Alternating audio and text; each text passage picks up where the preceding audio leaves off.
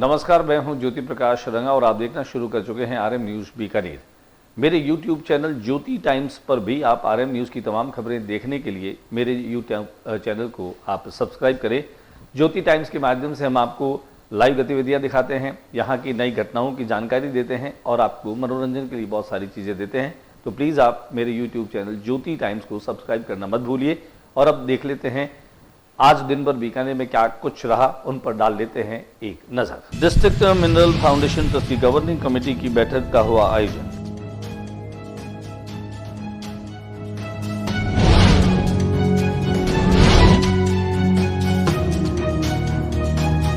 केंद्रीय कानून मंत्री बीकानेर सांसद अर्जुन राम मेघवाल शुक्रवार को बीकानेर दौरे। पूर्व प्रधानमंत्री डॉक्टर मनमोहन सिंह के निधन के चलते मेघवाल ने अपने स्थानीय कार्यक्रम किए रद्द।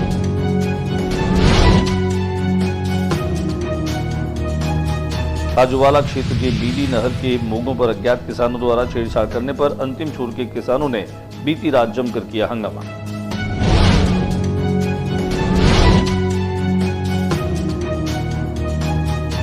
खेजड़ी बचाओ कलेक्ट्रेट पर प्रदर्शन के दौरान लॉरेंस बिश्नोई के पोस्टर भी लहराए।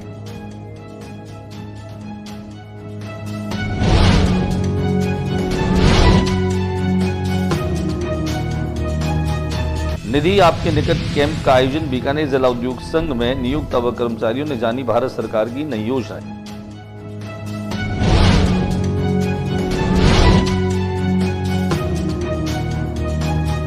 सुभाष मार्ग से अजमेर और पैदल जायरीनों की सेवा के लिए प्री मेडिकल वाहन रवाना।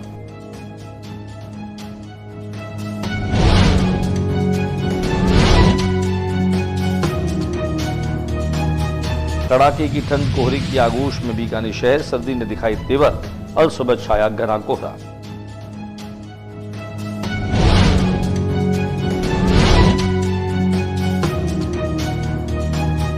राज्य स्तरीय मास्टर बच्ची गोल्ड कप में शनिवार को खेले जाएंगे सेमीफाइनल के मुकाबले। डीएफए जोधपुर और जयपुर ने जीते अपने मुकाबले।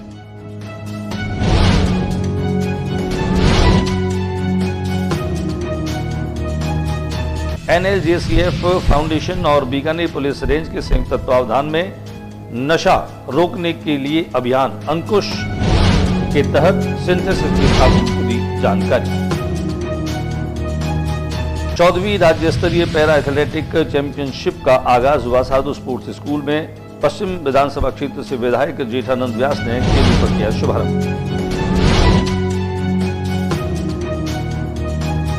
और अब खबरें विस्तार से। डिस्ट्रिक्ट मिनरल फाउंडेशन ट्रस्ट की गवर्निंग कमेटी की बैठक जिला कलेक्ट्रेट कार्यालय के सभागार में जिला कलेक्टर नम्रता वृष्णि की अध्यक्षता में संपन्न हुई। बैठक में खाजूवाला के विधायक डॉक्टर विश्वनाथ मेघवाल और कोलायत के विधायक अंशुमान सिंह भाटी सहित काउंसिल के अनेक सदस्य मौजूद रहे। इस अवसर पर गत गवर्निंग काउंसिल की बैठक में जारी प्रशासनिक और वित्तीय स्वीकृतियों में से अब तक प्रारंभ नहीं हुए कार्यों के संबंध में पुनः समीक्षा की गई। जिला कलेक्टर ने बताया कि ऐसे 80 कार्य है जो पूर्व में प्रशासनिक और वित्तीय स्वीकृतियां जारी नहीं होने के बावजूद भी चालू नहीं हुए और कई स्वीकृतियां ऐसी हैं जिनकी स्वीकृतियां मिल गई थी लेकिन वो अभी तक चालू नहीं हुए। इनमें 47 कार्यों को निरस्त करने की स्वीकृति संबंधी विभाग को प्राप्त हो गई है।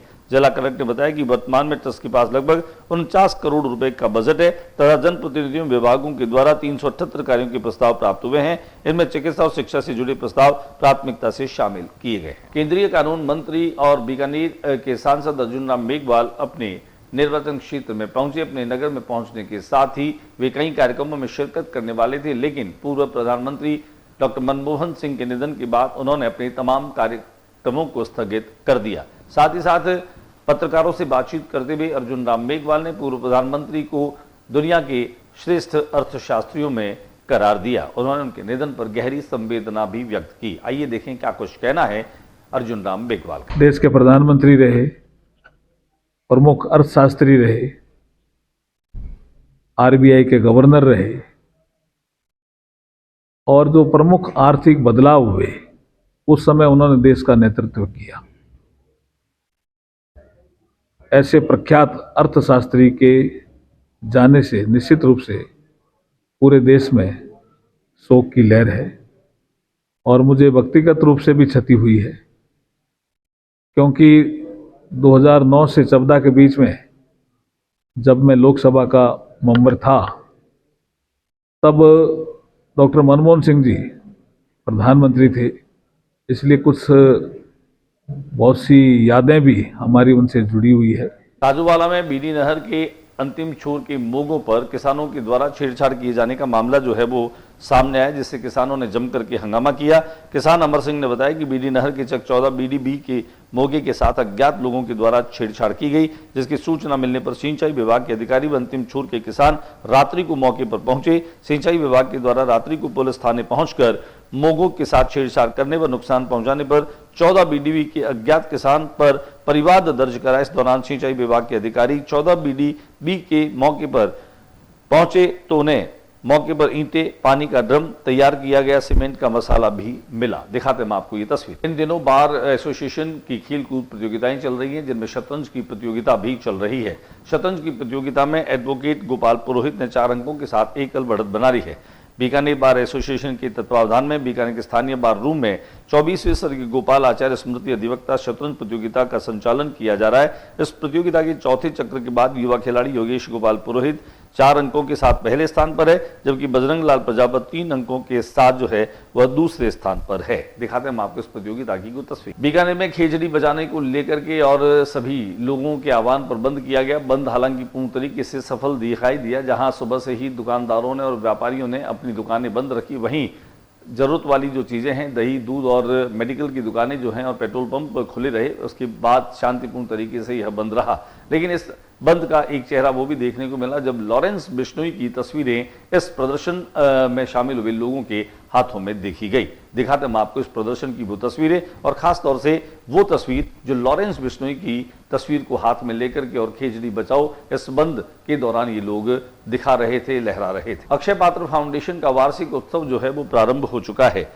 फाउंडेशन के द्वारा वार्षिक उत्सव का आयोजन जो है वह सरकारी स्कूल के लगभग 150 बच्चों ने इस कार्यक्रम में भाग लिया और बड़े उत्साह से अपने हुनर का प्रदर्शन किया। कार्यक्रम का उद्घाटन सीडीओ महेंद्र शर्मा, एडीओ सुनील बोड़ा, पार्षद आदर्श शर्मा और संस्था प्रबंधक चंपाराम चौधरी ने दीप प्रज्वलित करके किया। निधि आपके निकट इस कैंप का आयोजन रानी बाजार औद्योगिक क्षेत्र की रानी बाजार में जिला उद्योग संघ परिसर में आयोजित किया गया, जिसके तहत भारत सरकार की कई योजनाएं जो हैं उसकी जानकारी दी गई।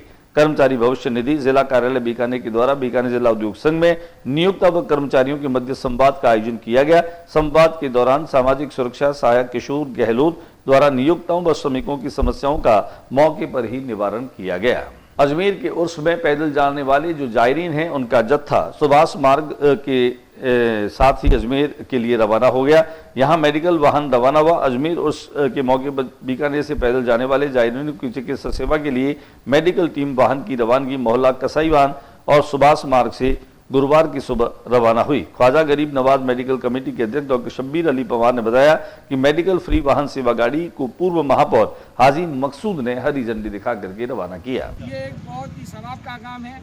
जो लोग रास्ते में बीमार हो जाते हैं या छोटी मोटी कोई चोट हो जाती है तो उनको लाने और ले जाने की व्यवस्था के लिए ये एम्बुलेंस की व्यवस्था की है। जिन लोगों ने भी इस एम्बुलेंस की व्यवस्था की है उनके लिए मैं परवरदिगार से दुआ करता हूँ और इसी तरह ये खिदमत करते रहें। जिस तरह गरीब नवाज के मौके पे ये खिदमत करते हैं, इसी तरह हमेशा आम जन की ये खिदमत करते रहें। गरीब नवाज के उच्च के अवसर पर मेडिकल सेवाएं ये लगातार 32 वर्षों से दे रहा है। मैं इनका धन्यवाद करता हूँ कि ये सेवा का कार्य ये जारी रखें और साथ साथ आम जन की भी खिदमत करते हैं। इनके लिए भी इनको धन्यवाद। पूरे प्रदेश में वैसे तो कड़ाके की ठंड पड़ रही है। गुलाबी नगरी कहें राजधानी जयपुर में हालांकि सुबह से ही बारिश हो रही है, लेकिन बीकानेर की बात करें तो यहाँ पर दिन भर जो है वह सूर्यदेव धुंध में छिपे रहे, बादल आते जाते रहे, कड़ाके की ठंड और शीतल हवाओं का दौर जो है वो दिन भर जारी रहा। कुल मिलाकर के लोगों की दिनचर्या जो है वो इस बदले हुए मौसम से काफी प्रभावित नजर आई। जहां पर विजिबिलिटी बिल्कुल कम थी, सुबह तो कोहरे की वजह से विजिबिलिटी शून्य नजर आ रही थी। वहीं इन सड़कों पर जो कोचिंग स्टूडेंट्स हैं, फल सब्जी वेंडर्स हैं, दूध बेचने वाले जो हैं वह ठिठुरते हुए भी नजर आए। आइए हम आपको दिखा देते हैं हमारे कैमरा प्रतिनिधि शंकर सारस्वत की कोहरे में लिपटी सुबह की वो तस्वीरें जिससे आम जनजीवन प्रभावित हुआ। मास्टर बच्ची फुटबॉल आयोजन समिति के तत्वावधान में राज्य स्तरीय बच्ची गोल्ड कप प्रतियोगिता का आयोजन चल रहा है। पुष्करना स्टेडियम में खेले जा रहे फुटबॉल के इन मैचों का रोमांच अपने पूरे शिखर पर नजर आ रहा है। शनिवार को सेमीफाइनल मैच खेले जाएंगे।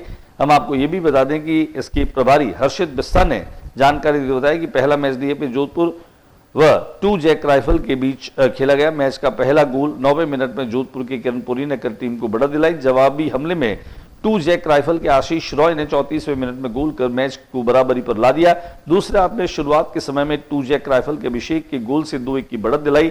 जवाबी हमले में जोधपुर के निखिल ने गोल कर मैच में वापस बराबरी पर ला दिया। इसके बाद ये स्कोर तय समय तक कायम रहा। उसके बाद टाई ब्रेक में डीएफए जोधपुर ने 2 जैक रेजिमेंट को 6 के मुकाबले 5 गोल से पराजित कर सेमीफाइनल में जगह बनाई। दिखाते हैं आपको इस मैच की कुछ झलकियां। खेलों की ही बात करें, बीकानेर के साधु स्पोर्ट्स स्कूल में दिव्यांग खेल कूद आयोजन समिति के तत्वावधान में राज्य स्तरीय 14वीं पैरा एथलीट प्रतियोगिता का शुभारंभ हुआ, जिसमें सीनियर लेवल के खिलाड़ी हिस्सा ले रहे हैं। इस प्रतियोगिता के उद्घाटन मौके पर जहां बीकानेर पश्चिम विधानसभा क्षेत्र से विधायक जेठानंद व्यास पहुंचे, जहां उन्होंने पहुंचकर खिलाड़ियों को संबोधित किया। इसके अलावा उन्होंने इस राज्य स्तरीय पैरा एथलीट प्रतियोगिता के विधिवत शुभारंभ की घोषणा भी की। इस मौके पर जहां अर्जुन अवार्डी और पैरा ओलंपियन सुंदर गुर्जर के साथ में श्याम सुंदर स्वामी भी मौजूद रहे, वहीं द्रोणाचार्य पुरस्कार प्राप्त महावीर सैनी भी यहां पर मौजूद रहे।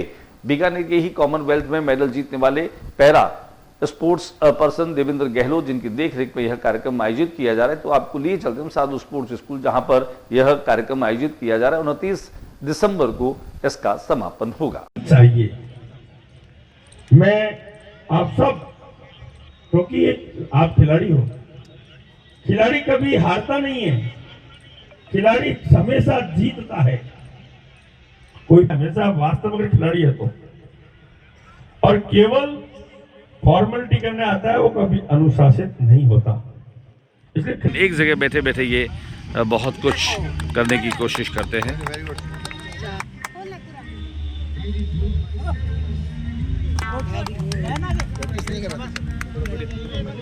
ये शॉटपुट कंपटीशन आप देख पा रहे हैं, टैग नंबर 618 है और ये विमेंस कंपटीशन चल रहा है। वाकई में एक अद्भुत सा एहसास है इन लोगों को देखने का, इन खिलाड़ियों को देखने का। एक अलग तरह की तैयारी है, इनकी स्पेशल चेयर है। ये इनका लोअर पार्ट जो है वो बिल्कुल विकल है और आप देखें इस ट्रैक पर जितने भी खिलाड़ी हैं, पैरा ओलंपियन और अर्जुन अवार्डी सुंदर गुर्जर इन खिलाड़ियों के बीच में हैं। वे लगातार हौसला बढ़ा रहे हैं।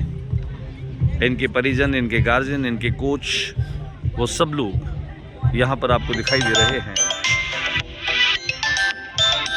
राज्य स्तरीय पैरा एथलीट प्रतियोगिता के मेंस और विमेंस के मुकाबले हुए, जिनमें खास तौर से जेवेलियन शॉटपुट के जो इवेंट हैं वह उद्घाटन के साथ में ही शुरू हुए। आइए हम आपको दिखाते हैं कुछ उन इवेंट की झलकियां जिनमें खास तौर से ये पैरा खिलाड़ी अपने जोश, जुनून और जज्बे के साथ अपनी जीवटता को दर्शा रहे हैं। मेरा नाम विनीता श्रीमाल जैन है। विनीता जी कहाँ से बता रही हैं आप? मैं जयपुर से आई हूँ। जयपुर से आई हैं। जब आपको मालूम है कि बहुत सारी जो हैं वो प्रतिकूलताएं हैं जीवन में, बहुत सारा संघर्ष है, ऐसे में हम अपनी सामान्य और सहज ज़िंदगी को जीने में भी जद्दोजहद करते हैं। खेल मैदान में, वो भी जेवेलियन थ्रो जैसे इस मुश्किल इवेंट में अपने आप को कैसे तैयार किया, कैसे अपने आप को आपने राज़ी किया कि आपको स्पोर्ट्स? पहले ये बताओ, प्रतिकूलता किस चिड़िया का नाम है? प्रतिकूलता किस चिड़िया का नाम है? मैं बिल्कुल आपसे जानना चाहूँगा कि अगर यही सोचते रहेंगे तो घर से बाहर ही नहीं निकलेंगे। और सबसे बड़ी बाहर निकलने की वजह हमारे पेरेंट्स, उन्हीं की वजह से हम बाहर निकल सकते हैं। वो है तो हम सब कुछ करने में कैपेबल हैं। किसको श्रेय देना चाहेंगे स्पोर्ट्स की तरफ लाने में? आप को किसने ज़्यादा जो है वो इंस्पायर किया? एक दीदी मिले थे एक सेंटर में, उन्होंने मुझे कहा कि आप गेम खेलो, पैरा गेम। तब से मैं आई हूँ और सबसे ज़्यादा तो श्रेय मेरे मदर फादर को। नाम बताएं आप अपना। मेरा नाम पुष्पा सालवी है। कहाँ से आई हैं आप? जयपुर से आई हूँ। जयपुर से आई हैं? उदयपुर से। उदयपुर से आई है। कितना समय हो गया आपको गोला फेंकते हुए? मेरे को हो गया 4-5 साल हो गए। 4-5 साल हो गए। कैसा लग रहा है यहाँ पर आज आकर? बहुत अच्छा लग रहा है यहाँ। बहुत अच्छा लग रहा है। मैदान कैसा लगा आपको? बहुत अच्छा लगा। अच्छा, एक बात बताएं, आपके दिमाग में, आपके मन में कब ये ख्याल आया कि आपको स्पोर्ट्स से जुड़ना चाहिए, वो भी खास तौर से स्पोर्ट्स इवेंट से और इस ट्रैक और फील्ड वाले इवेंट से? ऐसा यूँ लगा कि भाई इससे कोई आगे बढ़ सके यूँ बढ़ सके। और अब बात करें एनएलजी से फाउंडेशन और बीकानेर पुलिस रेंज की संयुक्त तत्वावधान में नशा रोको अभियान अंकुश चल रहा है। अंकुश अभियान के तहत 50,000 बच्चों तक पहुंचने के लक्ष्य को लेकर के और फाउंडेशन लगातार इंस्टीट्यूट पहुंच रहा है, जहां पर बच्चों को नशे को न करने की सलाह दी जा रही है। इसके अलावा नशे को करने वाले उन लोगों को हिदायत देकर के समझाने की बात भी की जा रही है। तो दूसरी ओर रिहेबिलिटेशन सेंटर के माध्यम से जिन लोगों ने नशा करके और अपने जीवन को खराब किया, उनसे मिल करके भी उनकी जीवनी को समझने की कोशिश की जा रही है। इस मौके पर फाउंडेशन के द्वारा तैयार की गई एक डॉक्यूमेंट्री फिल्म भी दिखाई गई। सिंथेसिस के डायरेक्टर मनोज बजाज हमारे साथ में मौजूद रहे। आइए दिखाते हैं हम आपको सिंथेसिस में कि किस तरीके से यह नशा विरोधी अभियान अंकुश, जिसकी डॉक्यूमेंट्री के जरिए बच्चों को ये समझाने की कोशिश की गई कि नशे को ना कहें और जिंदगी को हाँ। सबसे महत्वपूर्ण भूमिका निभा सकते हैं। उनको देखकर दूसरे भी प्रेरणा लेंगे। हमारा ये दायित्व है कि समाज को नशे से मुक्त करने में अपना सकारात्मक सहयोग करें। यह भावी पीढ़ी के लिए सबसे बड़ा तोहफा होगा। सरकारी प्रयासों के साथ साथ अन्य संस्थाएं भी प्रयास करेगी तो परिणाम बहुत शीघ्र ही आएंगे। खिलाड़ी मैदान के साथ साथ नशे रूपी जहर को युवाओं को दूर करने में आज के बुलेटिन में बस इतना ही। अगले बुलेटिन में नई गतिविधियों के साथ समयशी चैनल पर फिर मुलाकात होगी। न्यूज रूम से ज्योति रंगा को इजाजत दीजिए, नमस्कार। लेकिन जाते जाते मेरा निवेदन आप सभी से, मेरे यूट्यूब चैनल ज्योति टाइम्स को सब्सक्राइब कीजिए, इस पर प्रतिक्रिया दीजिए और ज्यादा से ज्यादा इसको शेयर कीजिए। नमस्कार।